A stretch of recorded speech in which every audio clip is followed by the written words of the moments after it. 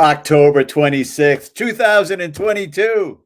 Hey, welcome to Ski Talk Live. Of course, I'm Dan Egan, and there's snow in their mountains with over 20 inches in Big Sky this week alone.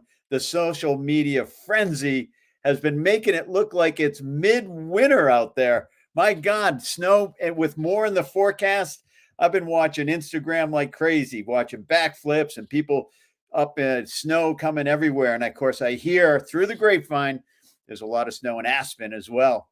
Ski areas are starting to open. A Basin hit the ground running this past weekend, opening on Sunday, the 22nd. Yeah, that first chair spun in Colorado. And as of course, people were pumped up and ready to rumble. And watch for Wolf Creek to open this coming weekend. It's in the air. It's everywhere. If you're like me, you're having those snow dreams every night and can't wait. Of course, the warm temperatures back here in the East Coast are handcuffing the snowmakers just a little bit. And I'm sure, as always, they're nervous in Killington about the upcoming World Cup now just a month away, Thanksgiving weekend. Of course, Michaela Schifrin, always, it's her favorite event, and 30,000 people at Killington for that event. It's going to be amazing. Of course, World Cup racing started this past weekend in a little bit of the damp side. The women's race was canceled in Solden due to rain. But on the men's side, Tommy Ford lighting it up on the second run, went from 26th to 6th overall. He moved up 20 places in the second run. Almost unheard of. If you can find that run on YouTube, it's crazy what he did. So consistent, turn to turn, nailing it. Second run, Tommy. Hopefully that's good things to come for the U.S. ski team men's side, for all the men. Of course, with the warm temperatures, the FIS has announced the cancellation of the Zermatt-Cervenia race. It was going to be the first downhill race for the women to go from country to country. It was right on the border, start in Switzerland and in Italy. Have a nice cup of coffee. Hey, and maybe some pasta. It was going to be good, but they've now postponed it. So all eyes are on North America. And of course, this winter, we have more races here in the U.S. than ever before, with Aspen, Palisades, Tahoe coming online. And of course, as I said, Killington kicking it off. So lots happening out there, and fingers crossed. Hey, this week, as always, we've got a great panel and a lot of fun coming straight at you. So let's get at it with Phil and Trish, the founders of Ski Talk Live. How we doing, team? Hey, how you doing, Dan? We love being partnered with you on this. It's an exciting time. We have always got great guests, and we're crossing fingers. I did some hiking a little bit in the Sierra with some friends this week, and we saw dusting on Mount Rose. That's exciting. Ready? I'm ready. Think snow. What's the temp in Cali? Actually, the temperatures have been dropping. It's been in the 50s during the day here in Reno, and a little bit colder up in the Sierra, so 40s, 50s, and then of course at night it's dropping down into freezing temperatures. I pulled all my plants last week and shut the sprinklers off. So. But yeah, they're trying to get some snow on the ground. Mount Rose is blowing snow. North Star is blowing snow, so they are working on getting open. Mount Rose, I think they're scheduled to open on the 3rd. We'll see if they're able to do that or not. Like with a lot of resorts, everybody's putting in new lifts. So they're trying to deal balance of getting snow on the ground to get open, and also trying to put in new lifts at the same time and run cables. We're seeing that at Mount Rose. We're seeing it at Palisades, Tahoe. We're seeing it at North Star. Yeah, I went up to Waterville Valley. They've got a new 6-pack going in up there, and with just a month away from opening day, they seem to be on track, but of course it is a construction site, so lots to do to clean it up. Phil, give us a rundown on what's happening on the site on Ski Talk. Again, we've been just swamped as far as the traffic has been huge. We're getting our reviews up, so people have been checking them out. We just posted a great review today with the new Solomon Strive binding. Check that video out, and also will be part of our contest for this week. It's the First prize is a pair of Strive 14 bindings, along with some Toco products. We're giving away their World Cup tuner, which is just a fantastic electric device if you're going to be working on your edges yourself, and also their liquid paraffin waxes. If you haven't used these, they are tremendous. We've pretty much gone all liquid paraffins on all of our test skis now. It's quick, it's fast, because a fast ski is a fun ski. I love it. Working on my edges. I know we're happy to see the early snow in Big Sky because it is a rocky place. Of course, we've got a great show for you tonight, a really exciting panel. We're going to bring Kelli Jones into the mix. She's the owner of Noso Patches. Kelli, how we doing? Really good. How are you, Dan? Are you trying to basically rid the world of duct tape? What's going on with Noso? No more duct tape for ski bumps? No, I mean they can keep their duct tape, but Noso works better. No curling up on the edges, and it's a little bit more stylish. So when you're ripping it up on the hill, try Noso instead. Add little stees, add little stees to your kit. A little steez. I love a little steezy. Are these pre-designed patches that go on basically anything? Yeah, pretty much anything. We do backpacks, puffy jackets, ski kits, tents, sleeping bags, pretty much anything that's made of synthetic fabric. So you can, patch just about any of your synthetic gear. And it only takes about 30 seconds. So anyone can do it. There's no sewing necessary. You just stick it on like a sticker and back on the ski hill you go. Well, I know it's exciting stuff. And of course, at SkiTalk, we've got a series of patches that we announced the other day on the show. So there you are. You see them right there, the SkiTalk patches. Don't leave home without these. Stick them on your helmet, on your clothing, wherever they got to go to stop leaks and rips. And if you ski in the trees like me, you always need a patch. Exactly. Of course, taking the industry by storm this summer and fall is the new ski by Bodie Miller, Peak Skis. And we're lucky to be joined by Andy Wirth, one of the men behind the magic at Peak Skis. Andy, how are we doing? Doing great, Dan. It's so great to see you guys. And I got to tap into Kelli because I am, in fact, that guy with duct tape on stuff. And I'm looking to be a bit more fashionable. And so I'm in on that. But Dan, it's great to see you. And of course, Phil and Trish, great to see you guys. Yeah. Andy, it's nice to have you. And looks like you're settling into Montana quite well. What's happening? What's the latest now? You've opened up sort of a Peak Ski headquarters there in Bozeman? We have. And definitely settling in. I mean, quite honestly, I think, I lived in Northwest Colorado for most of my life. And it's kind of like coming back home here, even though I'm still very much a newcomer. But we've set up the headquarters here, kind of the world headquarters, if you will, say with a smile on my face here in Bozeman, Montana. It suits us really well. There's just a great community here. We have Bridger Bowl just to the north of us, certainly south of us, great mountain and Big Sky. And it works really well for everything from testing, prototyping, and of course, we love skiing, hardcore across the board, backcountry, front country, you name it. Any kind of country on skis is good. But yeah, things are going really well, Dan. We launched the brand in early April. And then we came online, as Phil and Trish know, with the full King Daddy Lizard website and actively selling it. Quite honestly, things are going well. Deb and I were talking this morning, and we're first year in, so we don't have year-over-year comparisons and but based on where we're at, we feel pretty darn good, given it's third week-ish of October. Things are going great. That's great. Well, I'm going to put my address in the chat, and feel free to send a pair of skis over. Love to give them a ride. And of course, our special guest tonight is the one and only Chris Davenport, now riding on Peak Skis, but he's a legend in his own right. And it's nice to have Chris. And Greg Jones writes in on the chat that there's no snow in San Diego. But Chris, tell us about the snow in Aspen. What's happening? So Chris didn't get. Darn it. I had a big intro there and I was muted. My bad. But things are going great, Dan, and everyone here at SkiTalk. Thanks for having me. Andy, great to see you. Before I just do a quick little monologue, Kelli, look at this in my hand. Noso. Stop it. I was just in New Hampshire this weekend and I was hiking down the Appalachian Trail right at the base of the Dartmouth Skiway. And I came upon a mother and son selling cookies and apple cider. And they had a box of Noso patches. They were giving out. So I love that. I've been carrying them with me for like 4 years in my repair kit in my backpack for back. Wait, I have some in my backpack too. Hold on. Yeah. They're awesome. But so yeah, look at this one. Thank you. And you know what? It's not just for like repairing tears. Someone can put them on their jacket as just a little pop story about like kind of who they are. It's kind of Totally. We like to say add flair or repair. Flair or repair. I love it. Yeah. Dab, I think we're gonna have to be a customer of Kelly's. What do you think? For sure. Why not? Please. I'm already an underground customer. Pete should be too. But yes, Dan and everyone, as we speak, I'm standing here at my home just outside Aspen, Colorado.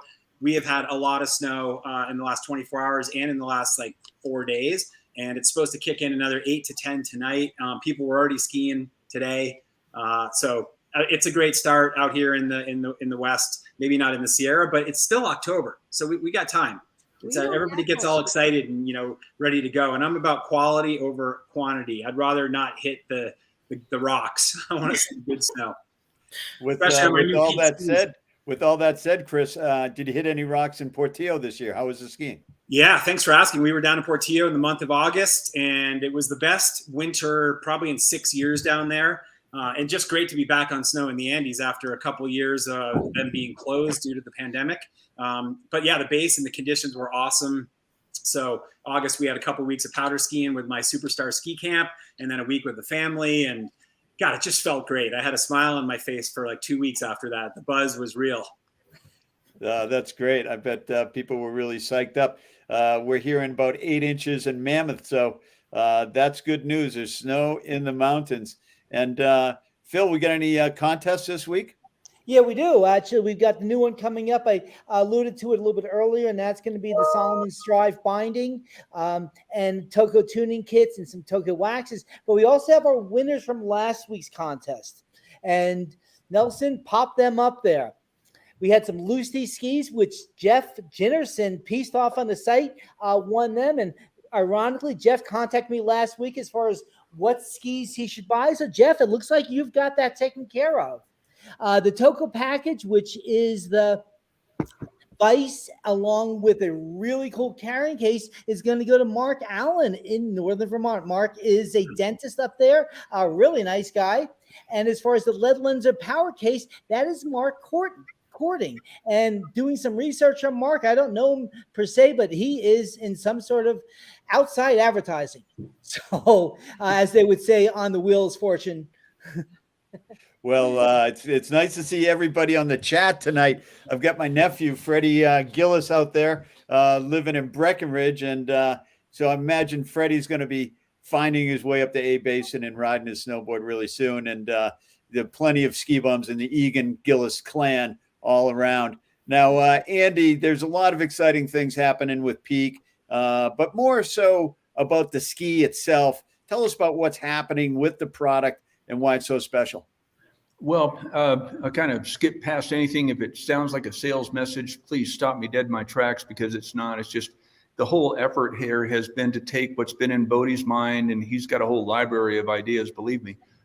In this case, what we've called the keyhole technology is integrated in the ski. And as Trish and Phil can tell you, and folks that have been on them, including, of course, Dab down in Portillo, these are just really great skis. And I mean it when I say I've never met a mountain horse or a pair of skis I didn't like. But I got to say, these skis are just outstanding.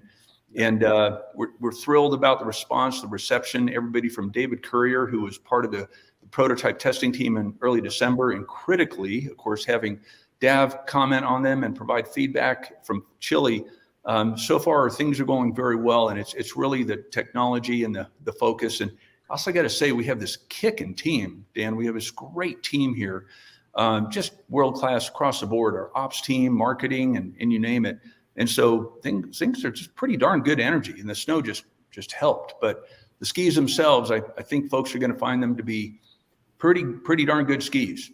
That's great. And Dav, when did you first get on them? When did you first ride them? Was it Portillo, or had you been on them before?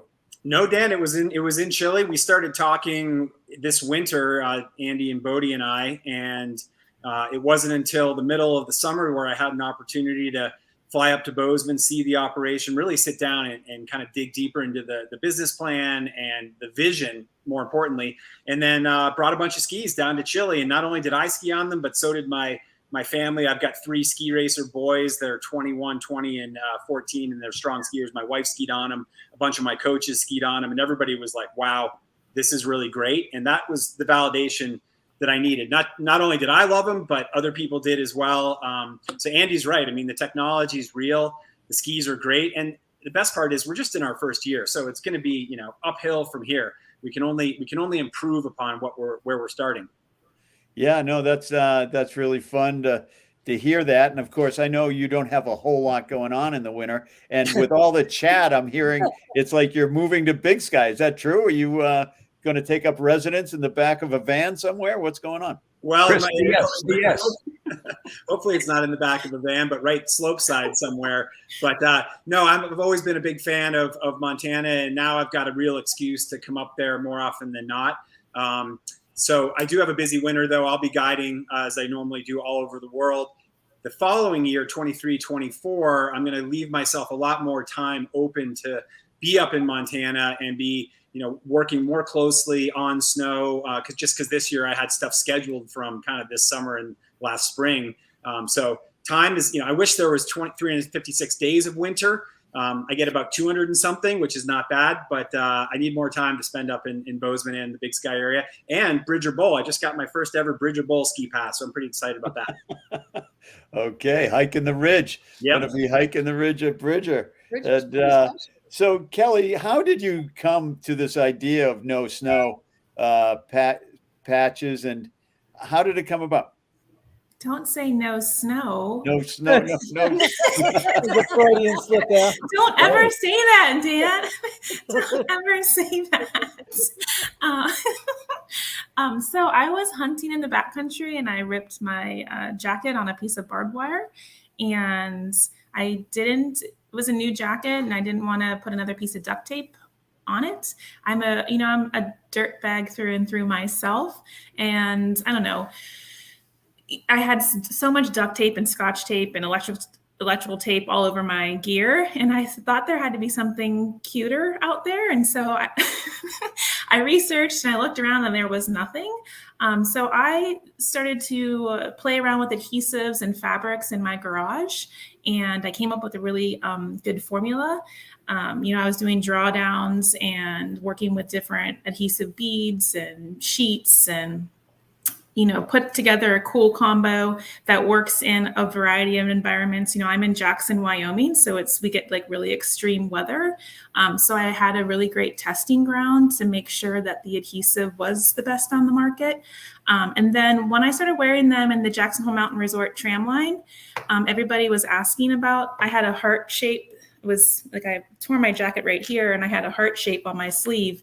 And it was a piece of nylon ripstop with the adhesive backing on it, and everyone wanted them. So I would ask them what shape they wanted, and I'd go home and I'd cut like little, stars and little anchors and lightning bolts with my X-Acto knife on my cutting board. And then eventually I was like, oh my gosh, I keep cutting all these. I think this is a business idea. So then in 2016, we launched on Kickstarter and raised $15,000, and that's all we needed for the fabric and adhesive. And by the beginning of 2017, we went into production, and by the end of 2017, we were in REI. And then the business kept growing. If it didn't grow by 100%, it grew by 300% every year. It was, my background's in accounting. So I was like, whoa, I thought it was going to be like a side business. But it turned into a little a beast. It really took off. And now I have like an awesome team. There's 10 of us. And we work with some of the biggest brands in the outdoor and the hook and bullet industry. So we work, in 2 different industries that create a lot of synthetic gear. So, we're repairing waders and hunting jackets, as well as like ski kits and puffy jackets, tents, backpacks. So anything really made out of polyester and nylon, or a blend of that. So it's been really fun. That's congratulations on that. I think we have a video on the company. Let's check that out. Okay.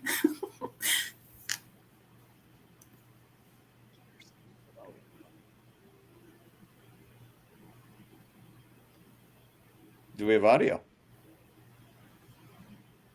Is there audio?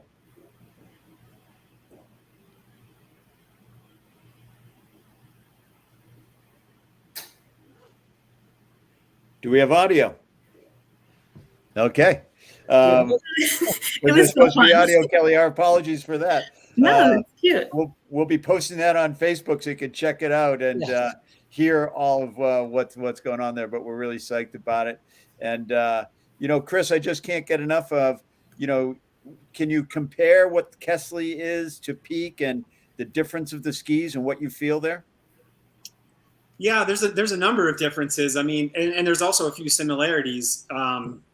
Let's see. I mean, first off, Kelli was an old brand, 85 years old, but it was out of business. So when we brought it back, the name Kelli resonated with a lot of people in the ski industry, and that was a little bit of an advantage. And it's funny, I have a very similar story. I brought my first Kelli prototype MX88 down to Portillo. It was the summer of 2007. And skied on it and went, wow, this is really great. So 15 years later, here I am kind of in some ways repeating the process, but with a new brand and in the same kind of methodology, validating it. Both are very high performance brands. We're both making skis both companies are making skis for what we would call passionate skiers, people that ski a lot, love being on the hill a lot. But then, there's a lot of differences as well. Of course, Kelli being Austrian has a certain sort of sentiment to it, and the way the Kelli business went about things in the ownership group, which I was a part of for a while. But with Peak, we're a Montana company, and there's a certain sentiment about Montana. And you can just take a look at our CEO, Andy Wirth. He represents the brand well, cowboy hat and all. And we're really proud of being in Bozeman, Montana. And we'll be making prototype skis there, and we'll be hopefully big part of the Montana ski culture going forward.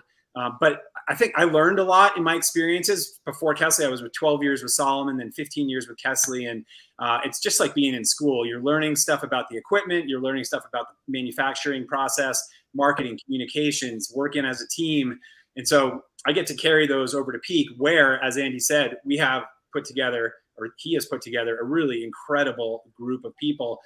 And actually, that was one of the main kind of decision points for me to join Peak. First was the skis are ripping. They're great. Second was, look at this group of industry veterans. I want to spend time with these guys and learn from them. So we've put together this incredible team. And I'm just looking forward to, growing this thing in a way like we did with Kelli, starting from scratch, from the first pair of skis we sold to a shop here in Aspen in the United States in 2007 to where we ended up. And then, I'm doing this right now, and we want to be able to try to do a similar thing. And I want to look back 15 years from now, 2025, and feel like we built one of the great ski brands in the business. You're on your way. We're on our way. Yeah. Well, that's one of the things that I thought when I first heard that you were coming aboard, and I'm not sure if it was intentional or not, but it was leaked to me that you were coming aboard, and I'm glad I was sitting down, because otherwise I would have been knocked over. But one of the things that when I thought about it, it really makes sense for this next step for you, and it really makes sense for Peak because of the history that you brought in. You've been here before. Like you said, you started this with Kelli.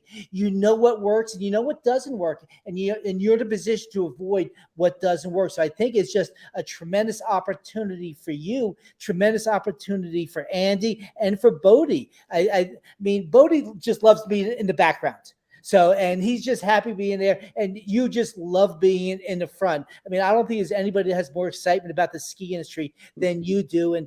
And I've never seen you out without a smile on your face. And I think this is just a tremendous opportunity for all the parts involved. And like you said, it's a very good product. I mean, when I got on them and I skied them before we had a chance to talk that morning, Andy, where we spent about 2 hours at Snowmass that morning talking, yeah. But to get out on the skis, they're all there. So I think that's really exciting, especially for such a new product that, quite frankly, you didn't have the normal development time leading up to this, to get what you have out of the market as fast as you did at that level of quality, something that I think we're confident really in talking about. Nice with I wouldn't say integrity, but as far as to get some validity of the product, you've got it there. And I'm really excited to see what you guys are going to have coming down the road. Well, and I remember when you did the Faces of Dav with Red Bull, and we still revisit that sometimes because that's such a cool series you did. And I remember the excitement there. And I see you following that up here and like talking about your kids getting out on the skis. And when you tell us the ages of your kids, I'm like, wow, I feel old because I remember them when they were like, you know. Yeah, it goes by quick when you're working in the business of fun, doesn't Yeah, it? It does. I mean, everything we do revolves around a good time, whether we're making products for consumers that like to go have fun or we're having fun ourselves. I mean, it's kind of fun. so that's just accelerates the life timeline. But you know, Andy, before I'll throw it to you, but you were just mentioning, Phil, the development of these products.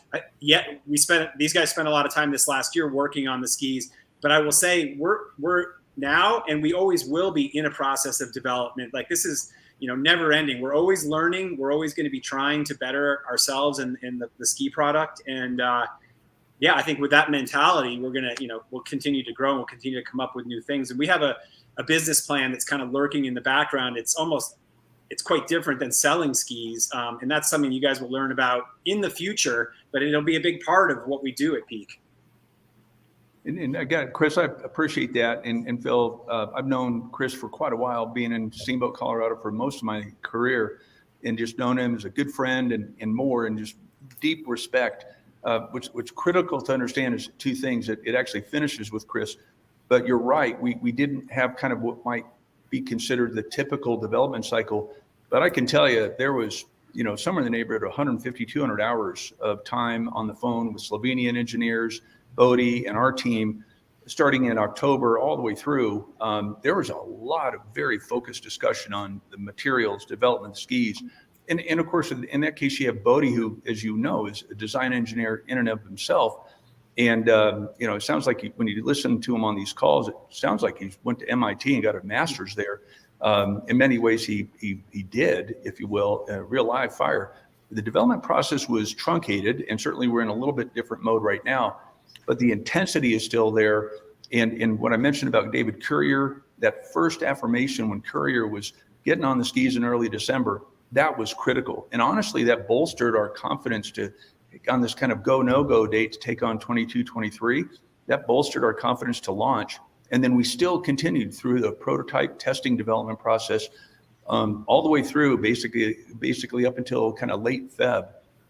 Then critically switching gears to Dav's point, the company is fundamentally baked into our DNA is extreme innovation. And we're constantly looking to not only innovate, but also constantly improve. It might sound a little bit like a line, but it couldn't be more real. And I'm thrilled because it's critical to understand, of course, that Dav's a great guy. He's articulate, bright, brilliant, experienced. He's part of our team. He's part of our executive team, and he's deeply engaged already very much in the development process as we look at 23, 24 models and more, and also 24, 25 development. So there's a lot more to come.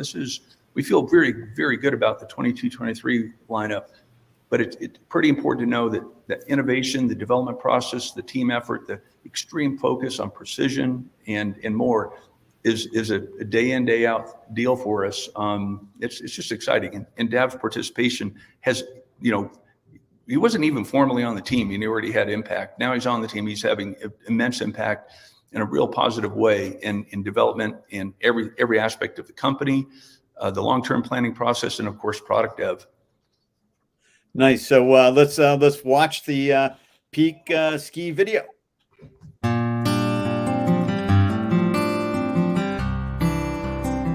Bodie Miller and I put together Peak Ski Company really summer of 21, but launched it April of 2022, and really built on innovation and precision and performance and what we call grit in terms of our version of that. This is a really innovative company that builds really remarkable skis. Peak Skis is, in my opinion, the culmination of my ski life.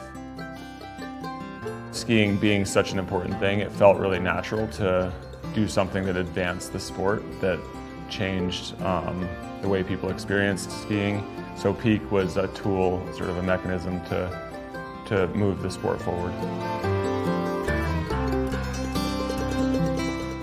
What I really appreciate about Peak is the intense interest in innovation, because we knew it was going to change how everybody skied. There was no question. I feel like we're on the cusp of doing something totally different, and I think Peak is in the position to do that, and that's really what drew me here.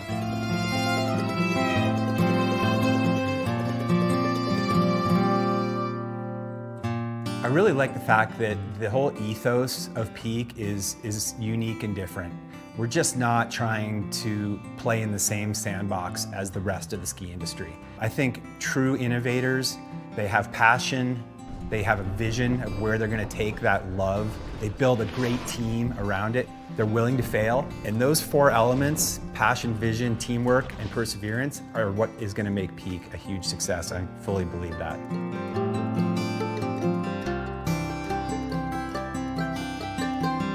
You have this world-class Olympian ski racer, and you have a top ski industry executive, and I just thought they complemented each other so well and seemed like the perfect pair to really, shake up the status quo.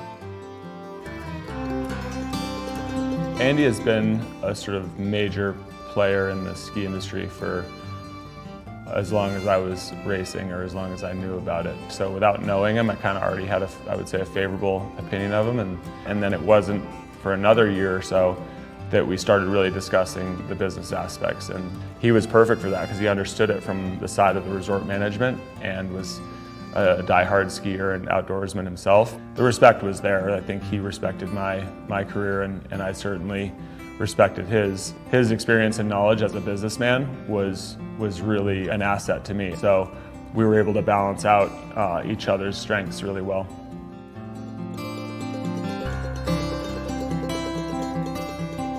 What we're hoping to do with Peak Ski is to actually innovate. And we came from nowhere, but we've kind of leapfrogged over the rest of the ski industry right now as far as actual performance goes. I think there are certain people that are inclined to innovate. The things that I think these two individuals, Bodie and Andy, both bring to the table is that they are both very inclined to innovation, and they encourage it in others, and it creates a culture of introspection.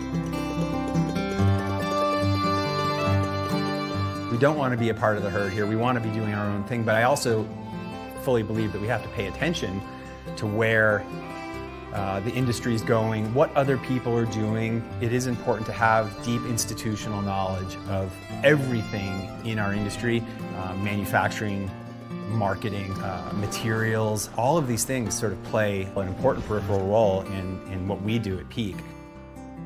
When I think of grit, probably perseverance comes to mind. And to me, I guess on the engineering side, that's what grit is having the belief and the understanding that this is going to be really hard, but we're going to achieve it ultimately. That grit is what takes you from the point A to the point B. I think that's what's attractive about the Peak Ski Company, is the way, even though they have this really unique process and a unique keyhole technology in the current lineup of skis, that they've already moved so far beyond that from a thinking standpoint that it's going to be really fun to watch this company evolve as they literally innovate within this mentality of ethos that they have. Is not just being tied to tradition and thinking that the status quo is okay. Our kind of radical innovation in something that's been around for 100 years is to just kind of look at them fresh every time and then just start testing ideas. The spirit of our company, precision, performance, certainly innovation, and grit is one of those words that you don't normally see. But I can tell you, as it relates to our company, grit is something that really it's about drive, it's the passion and the experience that creates the legitimacy for this organization. My goal was to basically take the halter and the bridle off Bodie and really advance him directly to the actual ski that hits the snow.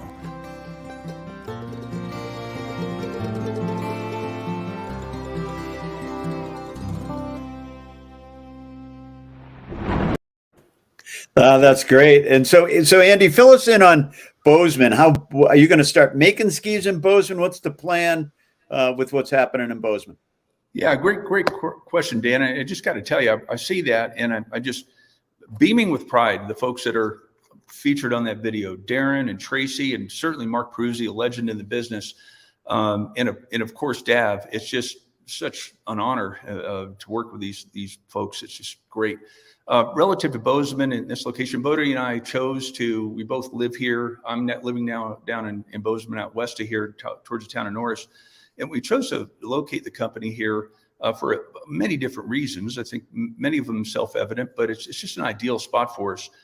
Relative to making skis, we have a ski press. We're actually standing up right now and tuning a Montana Sapphire, this super high-end tuning machine. And we're going to focus most of the team and those kind of couple $1 million worth of equipment and machinery on developing the prototypes. It's primarily focused on developing prototypes, testing, constant innovation, feeding that whole process. And yeah, we'll make some very high-end skis, probably in a limited number here in Bozeman at the Development Group Innovation Center. And then for 23, 24, we'll probably bump that up we'll probably target 500 pairs of skis being made here for this winter, towards the end of the winter, and then maybe move that up to 1,200, 1,500 pair come 23, 24. Ultimately, though, it's important to note some of our longer-term goals were somewhat discussed in the Bloomberg article that Gordy put forth. I think that was a couple weeks ago now. We have some other grander plans in terms of, we think, substantially re-engineering the process by which skis are made. And we're working with a group out of Germany to do that. And I think that the answer to your question long-term is born out of our success and our working on that process, because that enables us to do some things relative to not only the quality, the precision, but even the volume of skis if we have some success. So bookmark that question and ask me that in about a year and a half. And I'll have a more precise answer. But right now it's a limited run. Most of our skis are pridefully made by the folks in Slovenia at Elan. And but over the long term, we'll have a different disposition on making skis, possibly through this new process we're working on with this German company that actually is not associated with making skis presently. Okay, so more to come. Innovation right around the corner, and we're going to take a second shot here at the Noso video. So let's give that a watch.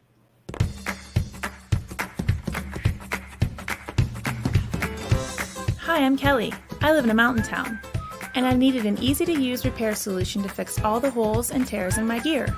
I wanted something unique and fun, and couldn't find it, so I made Noso fabric patches in bright colors and cool shapes, with a tough, permanent adhesive to fix my gear. Noso patches are made out of durable nylon ripstop fabric.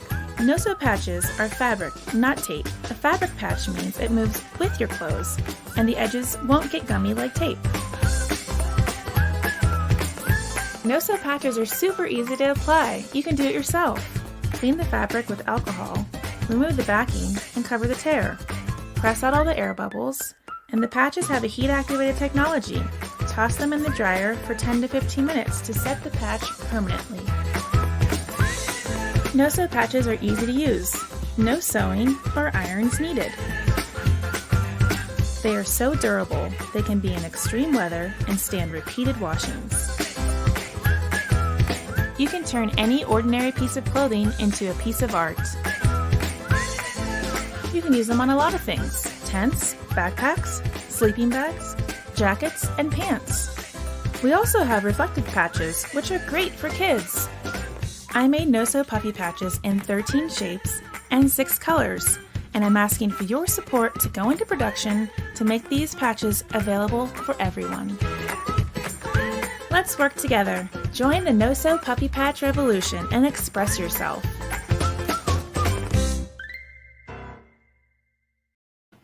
Well, that was worth the wait. That's a great video, and that's a great message. I love that.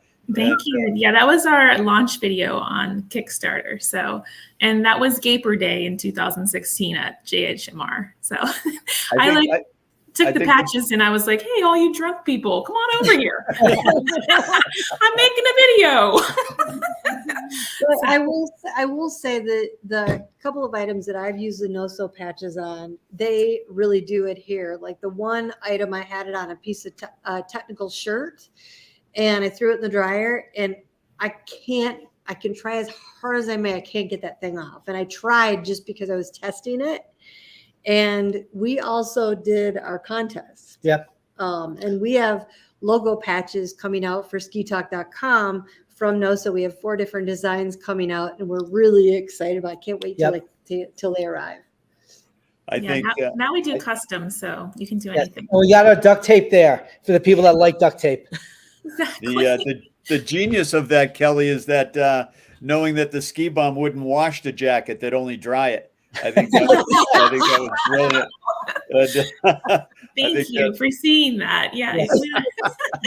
I think that's well done. Of course, we're coming up to that part of the show where we open it up to the round table where our panel can ask each other questions and on any topic they want or what they might be interested in. And let's open it up with you, Phil. You get the first question tonight. Well, first of all, I'd like to thank CB as a sponsor of the show. I mean, you guys that grew up in the East there, Dan and Chris, I mean, you cannot go to the mountain without seeing somebody in a CB jacket. I mean, it's just synonymous with skiing, and CB is making a comeback, and we're really excited to work with them. And I know Chris and Dan, we're going to be at the show in Boston at the Snowbound show. We're all speaking there, and they will be there also, and it'll be fun to stick our head in over there. But as far as questions, again, probably going to Chris in this, and gonna put you on the hot seat. I know, and that's where you get the lights coming on like they do on TV. But as far as we know, what Peak has in their collection now. What do you want as your next ski? Oh yeah, that's great. Thanks, Phil. I mean, we have a great collection, but as we've talked about, it's our first year, so of course this is going to grow. And one of the really fun projects that I'm working on with the team is developing a Peak by Dav backcountry collection. So lightweight skis that are equally high performance for the up as well as the down. And we're just in the planning phase of this right now, and we'll have some prototypes to test in 2023. But this is really exciting for me because I do spend a lot of time in the backcountry. I love skinning. I love getting away from the resort, getting away from crowds, and I love the exercise. So that's a big project for me in the coming year, and that'll grow our collection by a couple or a few models. Aside from that, I gotta have to say I'm gonna wait and see because the current collection is so great and it really covers a lot of my bases. You know, when you go out to play golf, you have a number of clubs in your bag. And right now with Peak, I kind of feel like my bag's pretty full. I've got everything I need. So with the addition of these backcountry models, 23, 24, or sorry, it'll be 24, 25. When we have these specific backcountry collection, I'm gonna be set, but we'll keep growing. That's good. Over to you, Chris. You get a question, my man. Ooh, I get a question. Okay. So let's see. This one's going to go to Phil and Andy, and it's a little bit of a contest as to who can recognize this first. Since we're on with Kelly Jones from Noso Patches, and I'm a fan, and I have a brand new Noso patch right here. Can you guys name the artist on this patch or the country that the artist is from? It's one of my favorite artists from Europe. Germany? Nope. Austria. Come on. England. Think back in the day of classic. Well, I thought it's the Beatles. It's the Beatles. They had it was from the Apple, the Apple Studios. They did appropriate this artist's work for their own, but it was the Belgian artist René Magritte, and that patch is going to go on the back of my Nerona jacket, and it's just going to be a cool conversation piece on Aspen Mountain this year. Yeah, that's Son of Man. There you go. Sorry to put you guys on the spot there. We're skiers. We don't necessarily know about art, but I thought I'd throw it out there since I had it in my hand. You should. When's the last museum you were in, my man? Actually, it wasn't too long ago. Yeah, the Hall of Fame. Okay. Up in Ishmael. So yeah, that was the last museum. How about the last museum that didn't have Phil? How about the last museum that didn't have anything to do with skiing? the Volvo Museum in Gothenburg. In Gothenburg, Sweden. Very cool. Yes. Yeah, we like cars. Yep. Kelli, you got any questions for the panel? Yeah, Andy, how did you put together your team so quickly? I'm very impressed by that. Smoke signals. What's that? Smoke signals. Smoke signals. Yeah. Kelli, that's a great, it really is a great question. Is Phil and Trish and Dab know, we took on standing up the company and everything, capital raise, everything at the same time, which I highly recommend against. It leads to long days, but good outcome. And in that same process, got word out to a couple of key folks that I knew from other sectors in the business, if you will, not necessarily ski manufacturing per se. And frankly, it was that network. And I called a couple of folks out of retirement, including Mark Daneman, who Chief Operating Officer, brilliant gentleman, built one of the great enterprise resource platforms that many ski resorts use to this day. And he's fantastic. And it was more kind of calling him off of waivers and retirement. And then getting Tracy Chang, who's just outstanding. She was nice enough to return the call and decided to join our team. I was lucky. I worked with her and had the honor of working with her back in Palisades. Almost said that. And she's just phenomenal. So honestly, I think it was just good fortune. And I think we had enough of a unique story and that it wasn't a story. It was quite real, who we are, what we're developing. I think Bodie and I were just thrilled to chat with some of these folks and describe that to them. And in some cases, I think most cases, they were attracted. Lastly, I got to say, Darren Haugen is a brilliant gentleman. He was featured in that Ethos film. He graduated from Montana State Engineering School with a master's, spent 5 years working with composites at Boeing. Then he reached his dream and worked with K2 for quite a while, did fantastic work with K2. And most recently worked with a great Bozeman-based company called Sitka, running their skunk works and their R&D, so to speak. And had a dinner with him in Bozeman, and just basically on the way out said, "What's it?" Actually, Chris was there at that same dinner, and I think he surprised him, saying, "Okay, what's it take to get you on the team?" And so it was not by accident, but it was a lot of good fortune, really, quite honestly. Can I just speak to that too? Is one of the phrases that comes up in our life on a regular basis is there are people who think they know what you do, like your mom, those memes. This is what your mom thinks you do. This is what your friends think you do, that kind of thing. Yeah. And the reality is that we all work really hard. And Kelli, you know that. Andy, everybody on this panel knows that. And you say you're fortunate. You say it wasn't an accident. I appreciate all that. But the reality is, the harder you work, the luckier you get. Totally. And there is something to that. And make no mistake, Andy Wirth has done so many jobs in this industry that his net is huge. The fish that he can bring in that net after working in the industry for so many years, doing so many different jobs, has just got to be incredible. And I just want to comment on that and commend you on that, Andy, for your work in that aspect of it. Well, those are kind words, Trish. I really appreciate it. And there's been a bit of hard work here and there, but again, I'm going to lean hard on the good fortune piece and say it was good fortune, because Kelli asked a very central question. Our company would not be where we are today if it wasn't for the team we were able to put together. It just begins and ends with that. And that Davenport, Darren, Tracy, Mark Peruzzi, of course, legend, most venerated writer, and among a few, I guess, I would challenge that statement.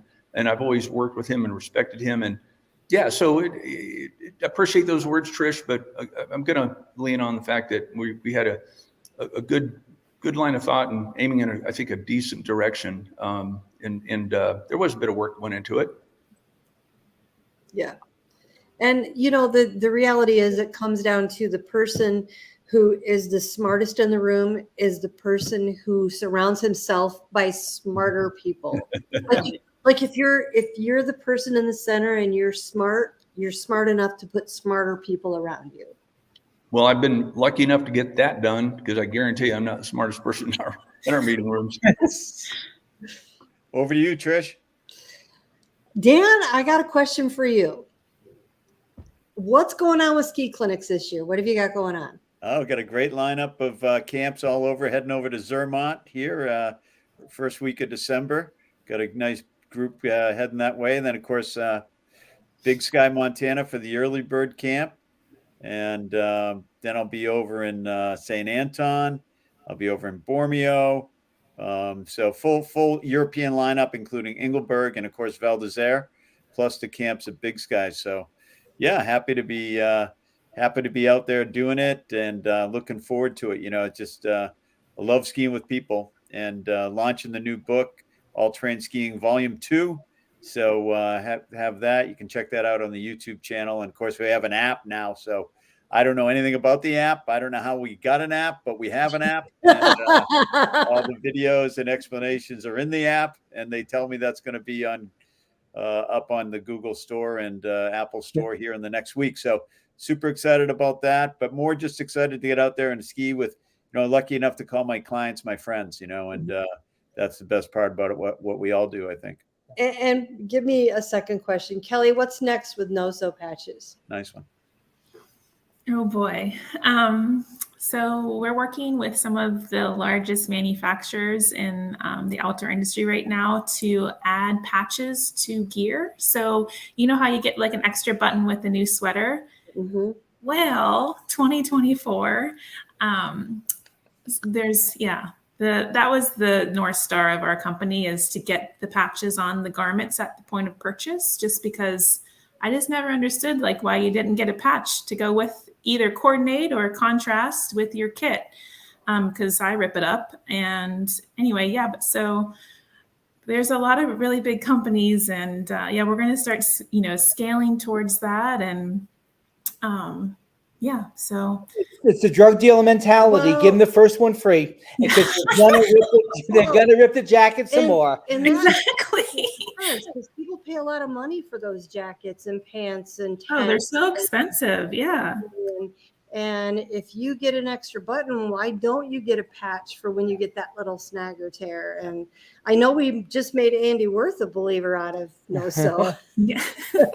You guys have a lot of cool artwork on your hats too. That would make fun patches. Yeah, very much so. Yeah.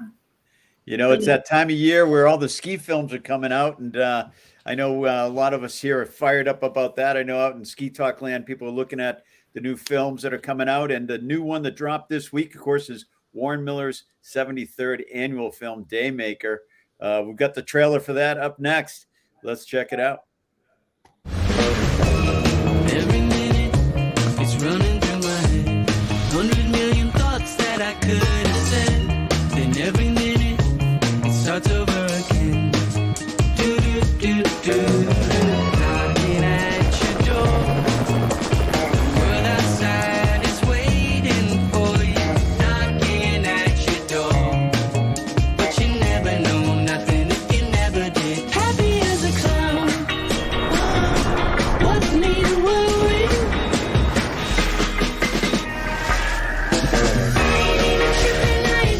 It's the best feeling ever when you're in that flow with the mountain. Nothing else matters.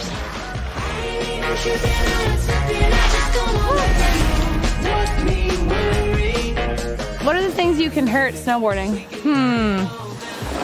Ow! Oh!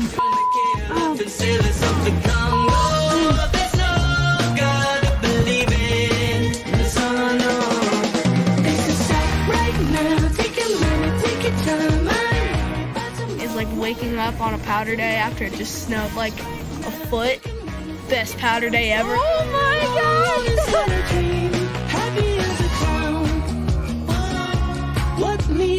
I really like super steep spines, and this is like the spot for super steep spines. Don't disturb me.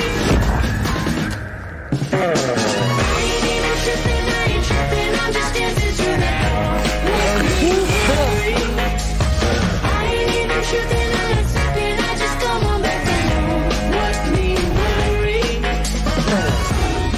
Everybody's having a good time. That's one of the best moments of your day.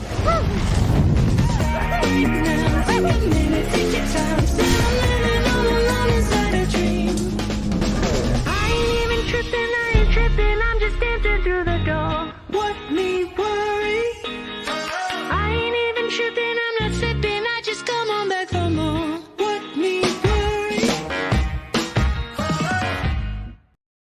It's an all-star lineup this year with Dave Maker and Chris. I wanted to get your feedback when you know the new Warren Miller film's dropping. What goes through your head? What do you think about when you see that? What's the emotion? Oh, I get so excited. I mean, I grew up probably like you did watching these movies. We would get a VHS tape, or we would go to the show in Boston or somewhere in New Hampshire. And God, that was probably, in the late 70s. I started watching these movies. I never imagined for a split second that I would ever be in them. But it doesn't change the fact that it's, as they say, the official kickoff to winter when that Warren Miller movie drops. It's so fun. And you never know. Maybe you'll see a peak ski in one of these in the future. I know I never get tired of them. I go to so many shows. I still sit and watch them. It's like, no matter how many times I've seen the film, I still want to watch it. And I know I think it's in Bozeman tonight, actually up in Big Sky tonight or tomorrow night. I know that Chris Patterson is heading to Big Sky. So pretty exciting. Yeah, Andy, you're gonna step up, sponsor the film. What's going on? Well, that's a loaded question, Dan. Gee whiz. Possibly. How's that? Chris wants to go heli skiing. He's waiting for you to sponsor the movie. We're arranging that. Okay. I know. I've always been a believer in the Warren Miller, ethos, if you will, to use our recent peak term. But it just brings people together, and we all love community. And when you get together with a group of like-minded skiers and snowboarders in a theater in October or whenever it is to kick off the winter, you come out of there so fired up and so excited. You got your ski pass and maybe you got a new pair of skis or whatever it is, and you're just ready to go. You can't get on the hill fast enough. One of the things I liked about Warren Miller movies when I was going to them, even in my younger years, is it was always put on by like a local ski club or a nonprofit. Like around Reno, it was High Fives. It was kind of cool because it was always something to support something really important in the industry. And I always was really pretty excited about that. And Phil and I have gotten behind the High Fives organization out here and have supported their Warren Miller efforts out here as well. But one of the things Dan hasn't done tonight is he hasn't thrown the question to Andy. Andy, what question do you have for somebody on the panel?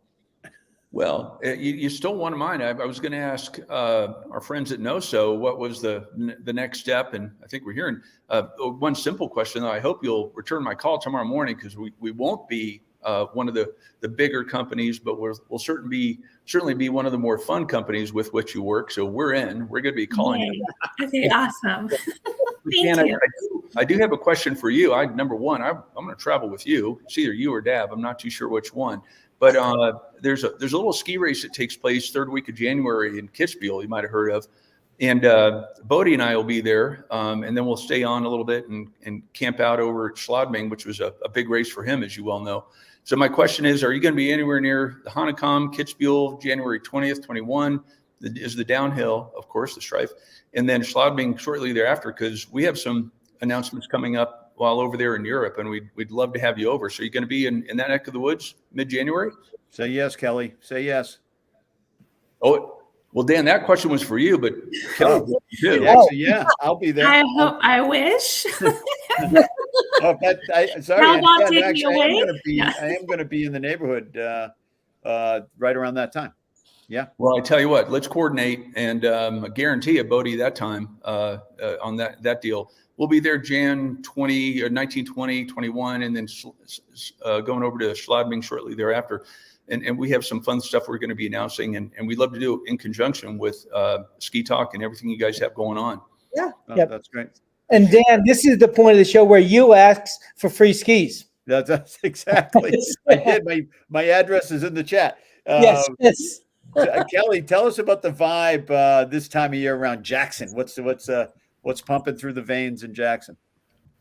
Oh, well, I like what Chris said. Everyone gets so like in Jackson, if it's not snowing, there's like tension in the town and people are grumpy. And so we got like 5 inches in the last 48 hours and everyone is excited, right? So in the community, like you can feel, that stoke and, we get all the films coming through to like get everyone excited about their new kit or their ski pass. And as long as it's snowing, everyone's really happy. So But yeah. That's very exciting.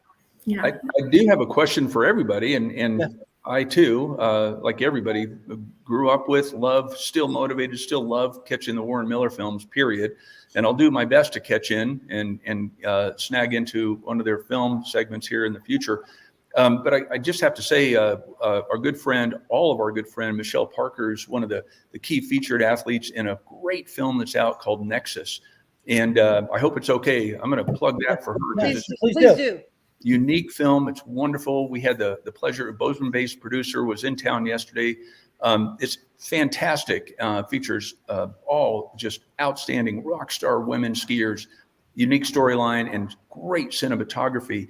And gosh, if that's on anybody's radar screen, I hope folks will remedy that, because it's a great film, a unique one. And, you know, it's kind of a newcomer, certainly not 73, 74 years old, the Warren Miller film. And God, I love those. But gosh darn it, this new film, Nexus, is something not to miss.